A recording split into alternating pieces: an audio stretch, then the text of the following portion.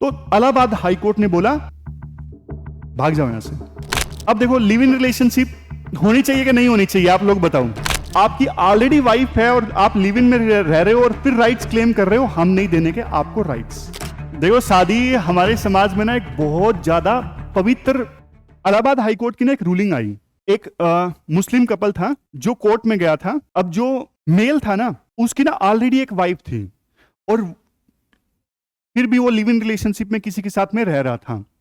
तो कोर्ट में जाके, इलाहाबाद हाई कोर्ट में जाके बोला कि मुझे राइट्स चाहिए, क्योंकि ना लड़के के ऊपर में ना, जिसके साथ में लिव इन रिलेशनशिप में रह रहा था, उसकी लड़की के घर वालों ने किडनैपिंग का आरोप लगा दिया। तो दोनों ने बोला कि हम अपनी मर्जी से साथ में रह रहे हैं लिव इन में, और लिव इन में जो लोग कपल रहता है उनके पास में राइट्स होते हैं, आप हमें राइट्स दीजिए। तो इलाहाबाद हाई कोर्ट ने बोला भाग जाओ यहां से। उन्होंने ये बोला कि भाई, पहली तो बात आपकी वाइफ है, और दूसरी चीज आपकी ऑलरेडी वाइफ है और आप लिव इन में रह रहे हो और फिर राइट्स क्लेम कर रहे हो हम नहीं देने के आपको राइट्स। ये उनके लिए है जिनके स्पाउस नहीं है। क्या क्या जजमेंट है उस पर हम अभी आएंगे, लेकिन उन्होंने बोला इस्लाम में जो बेसिक प्रिंसिपल्स है ना, बेसिक प्रिंसिपल नहीं है लिव इन रिलेशनशिप कि हाँ भाई इस्लाम में लिखा हुआ है हमारा हक है लिव इन रिलेशनशिप, ऐसा कोई इस्लाम में बेसिक प्रिंसिपल नहीं है, तो इसलिए हम आपको ये राइट नहीं दे सकते। तो ये कंटेक्स्ट है जो मैंने आपको बताया। अब मैं आपको जजमेंट्स बताता हूं लिव इन रिलेशनशिप से संबंधित क्या जजमेंट्स अभी तक कोर्ट की आई हुई हैं। देखो, सबसे पहली चीज, लिव इन रिलेशनशिप से रिलेटेड क्या कोई लॉ है? नहीं है। अभी तक ना कोई भी स्पेसिफिक कानून लिव इन रिलेशनशिप से संबंधित नहीं है, ठीक है। लेकिन जजमेंट्स आई हुई हैं। सुप्रीम कोर्ट की रूलिंग है, अगर लड़का और लड़की दोनों मेजर हैं यानी बालिग हैं, साथ में रहते हैं, तो ये उनकी राइट टू लाइफ का पार्ट है, ये ऑफेंस नहीं है, ये सुप्रीम कोर्ट ने बोला हुआ है। इवन देखो 2010 में ना सुप्रीम कोर्ट की एक जजमेंट आई थी। उस समय क्या हो रहा था, एक कपल लिव इन में रह रहा था, तो ना मारपीट हुई लड़की के साथ में। वो लड़की कोर्ट में गई, तो कोर्ट ने बोला आप लिव इन में रह रहे हो, हम इसे शादी के बाद जो वुमन को यानी वाइफ को राइट मिलता है ना डोमेस्टिक वायलेंस से बचने का, वही राइट हम लिव इन में जो वुमन रह रही है ना उसको भी देते हैं। मतलब डोमेस्टिक वायलेंस वाला जो एक्ट है ना, उस वुमन पे भी एप्लीकेबल होगा जो अभी लिव इन में रह रही है। ये सुप्रीम कोर्ट ने 2010 में बोला था। इसके अलावा एक कोर्ट की जजमेंट ये है कि अगर देखो लिव इन में जो बच्चे पैदा हुए हैं ना, उनको भी वो सारे राइट्स होंगे, जैसे इनहेरिटेंस है, मतलब प्रॉपर्टी उन्हीं के पास जाएगी। जो राइट्स नॉर्मल बच्चों को मिलते हैं ना, वो सारे राइट्स उन बच्चों को मिलेंगे जो लिव इन रिलेशनशिप से पैदा हुए हैं। तो ये सारे अभी तक की कोर्ट की जजमेंट्स हैं। तो इन्हीं जजमेंट्स को देखते हुए शायद जो कपल इलाहाबाद हाईकोर्ट में गया था, उनके वकील ने बोला होगा कि भाई बहुत सारी जजमेंट्स हैं, चलो चलो कोर्ट में चलो, लेकिन नहीं हुआ। अब देखो, लिव इन रिलेशनशिप होनी चाहिए कि नहीं होनी चाहिए, आप लोग बताओ। बोलो ना, कौन बोलेगा? हैंड रेज करो, कौन बोलेगा? हाँ बोलो, आपका नाम क्या है? जावेद, हाँ बोलो। देखो, शादी हमारे समाज में ना एक बहुत ज्यादा पवित्र इंस्टीट्यूशन है सच में। एक कोर्ट हमने डिस्कस किया था कि families are the factories for any nation building. जो वैल्यूज फैमिली में दी जाती है ना, वो मतलब आप बोलने को बोल सकते हो कि लिव इन में भी वो वैल्यूज दी जा सकती हैं, लेकिन नहीं, लिव इन में स्टेबिलिटी नहीं है। फैमिली स्टेबिलिटी प्रोवाइड करती है, फैमिली मैरिज स्टेबिलिटी प्रोवाइड करती है। मैरिज में फैमिली के स्टेक्स भी होते हैं, लेकिन अभी लिव इन की उतनी एक्सेप्टेंस नहीं है कि फैमिली के स्टेक्स हों, फैमिली मतलब सपोर्ट करे लड़का लड़की को लिव इन में। दोनों में आर्गुमेंट डिस्कस करेंगे, फेवर में भी और अगेंस्ट भी, और लास्ट में एक बैलेंस का कंक्लूजन। देखो, जो जावेद ने पॉइंट बोला, नॉर्म्स जो हैं वो चेंज हो रहे हैं, समाज बदल रहा है, तो लिव इन भी होनी चाहिए, एक ये पॉइंट है।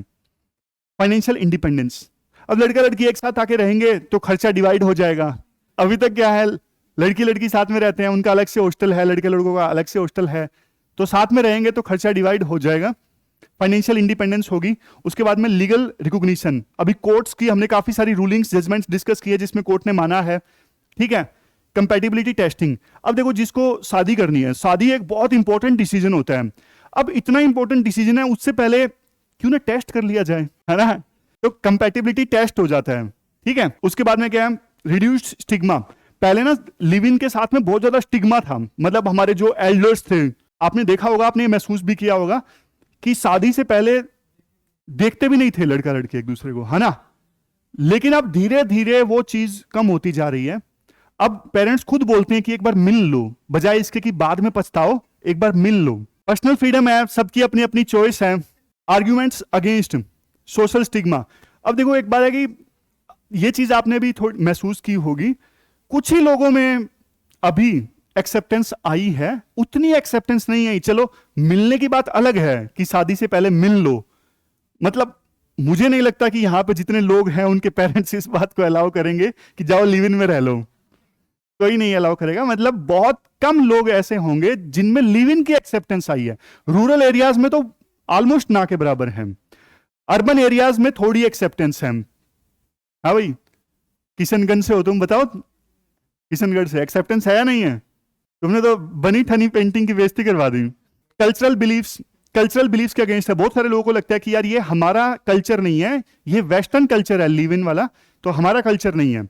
और एक पॉइंट ये भी आता है कि रिलीजियस सेंटिमेंट्स के भी अगेंस्ट है। मतलब बहुत सारे लोगों का विश्वास है कि हमारे धर्म में ये सारी चीजें नहीं होती हैं, तो ये सब चीजें नहीं होनी चाहिए। और फैमिली में स्ट्रेन आ जाता है। अब माँ बाप घर निकाला दे देते हैं कि तुम ये सब काम करोगे तो घर मत आना, है ना। और लीगल एम्बिग्युइटी, इसका मतलब ये है कि देखो कोर्ट की रूलिंग्स तो आई हैं, लेकिन अभी भी ना कोर्ट की रूलिंग्स साफ नहीं है। साफ मतलब मुस्लिम कपल वाला इशू था कि स्पाउस अभी है और डाइवोर्स नहीं हुआ है। तो इस प्रकार के बहुत सारे एस्पेक्ट्स जो हैं वो अनटच्ड है ना। अभी नए नए जो एस्पेक्ट्स हैं वो इमर्ज होके आएंगे। एक्सेप्टेंस का मतलब सिर्फ सिंपल एक्सेप्टेंस नहीं है ना, बहुत सारे रिलेटिव इश्यूज भी होते हैं जो इस आर्टिकल के कंक्लूजन में भी है। एक कॉम्प्रिहेंसिव लॉ होना चाहिए इस इशू से संबंधित, ठीक है। और क्या है, फाइनेंशियल प्रेशर। अब देखो फाइनेंशियल प्रेशर का क्या मतलब है। अब देखो लिव इन रिलेशनशिप में ना थोड़ी स्टेबिलिटी कम होती है। अब जैसे पेट्रियार्की है, देखो एक रियल इशू है। पेट्रियार्की में क्या है कि जैसे लड़कियों को काम नहीं करने दिया जाता, अब लिव इन में तो रह गए। अब लड़की है लिव इन में पूरी तरह से मेल के ऊपर डिपेंडेंट, लड़के के ऊपर डिपेंडेंट, लेकिन लिव इन में स्टेबिलिटी नहीं है। कल को 2 साल बाद रहने के बाद एक साथ वो बोल दे कि मैं तुम्हें यहां से भगाता हूं, तो उस पर तो फाइनेंशियल प्रेशर आ जाएगा ना। तो ये भी एक रीजन है। Stigma on children, live in से जो बच्चे पैदा होते हैं उनके साथ में समाज में स्टिग्मा अटैच हो जाएगा। समाज इतना जागरूक नहीं है अभी, बच्चों को चिढ़ाना स्टार्ट हो जाएगा, स्कूलों में उनकी बुलिंग स्टार्ट हो जाएगी। उसके बाद है lack of support, social support नहीं है बिल्कुल। जैसे जो लोग लिव इन में रहते हैं, आज भी गांव में जो रहेगा पूरी तरह से आइसोलेशन में उसको डाल दिया जाएगा कि हाँ भाई समाज में उठना बैठना बंद, व्यवहार उनके साथ कम लोग करना स्टार्ट कर देते हैं। लोगों को डर लगता है कि यार हमारे बच्चे भी बिगड़ जाएंगे, इनको देखेंगे तो। गलत एग्जाम्पल इन्होंने सेट कर दिया है। इरोजन ऑफ वैल्यूज, हमारी वैल्यूज जो है वो इरोड हो रही हैं, हमारी वैल्यूज नहीं है लिव इन रिलेशनशिप। हमारे समाज में तो देखो वेस्टर्न कंट्रीज में डाइवोर्स ज्यादा होते हैं, हमारे समाज में डाइवोर्स कम होते हैं। सोसाइटी में हम पढ़ते हैं, जब सोसाइटी आप पढ़ोगे तो आप पढ़ोगे, हमारे समाज में ना मैरिज को, जैसे मैंने आपको बताया, एक पवित्र इंस्टीट्यूशन माना जाता है। इसीलिए डाइवोर्स रेट वेस्टर्न कंट्रीज के कंपैरिजन में काफी कम है। वे अहद में क्या बोलेंगे? अब देखो ये तो चॉइस की बात है, राइट टू चूज। आप यूं बोल सकते हो कि सबको देखो अपना अपना पार्टनर चूज करने का अधिकार है, शादी करना चाहता है या नहीं करनी है, सबको अपनी अपनी चॉइस का अधिकार है।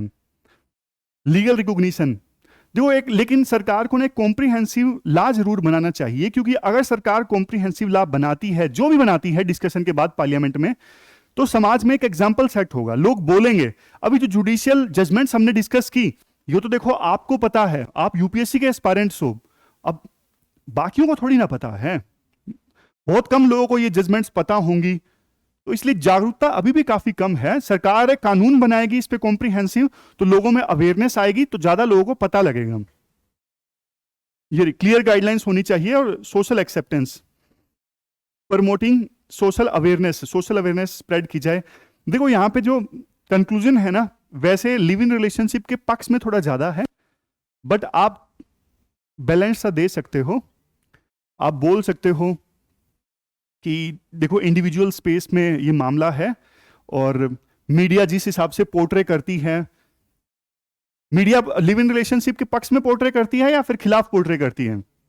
देखो, मीडिया का मतलब सिर्फ न्यूज चैनल्स नहीं होते, ये मूवीज भी एक पार्ट है। मतलब मूवीज हैं, सोशल मीडिया है। बॉलीवुड में कैसा दिखाया जाता है सोशल इसको? अभी ना उत्तराखंड में एक ला आया था, क्या ना था हाँ, उसमें क्या लिव इन में रह रहे हैं तो भी रजिस्टर करवाना पड़ेगा, उत्तराखंड में आया था। तो तब काफी क्रिटिसिज्म हुआ था उसका कि अब यार सरकार बिल्कुल कतई पर्सनल डोमेन में घुसने लग गई है, कि साथ में रह रहे हैं तो वो सरकार को पुलिस स्टेशन में बता के आओ कि हम एक साथ रह रहे हैं। लेकिन उसका फिर एक्सप्लेनेशन ये आया था कि बहुत सारे ना ऐसे केसेस सामने आ गए हैं कि लिव इन में जब कपल रह रहा था तो लड़की की हत्या कर दी गई, इस वजह से हमने ये प्रोविजन किया है कि आप रजिस्टर करो।